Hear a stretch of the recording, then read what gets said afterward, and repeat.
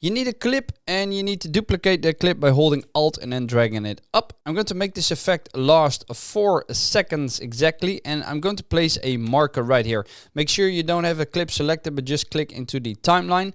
And now what we need to do is we need to drag this outwards, right? And to be able to work with this clip properly, we need to drop the opacity of this clip so that the clip beneath it is visible as well. And then this is where the magic happens, because we need to zoom in the clip, but the girl is over here right now and we need to have her here. So I'm going to move her around by using these sliders. I'm going to move her down. There we go. And then I'm going to keyframe that. So make sure you select these two.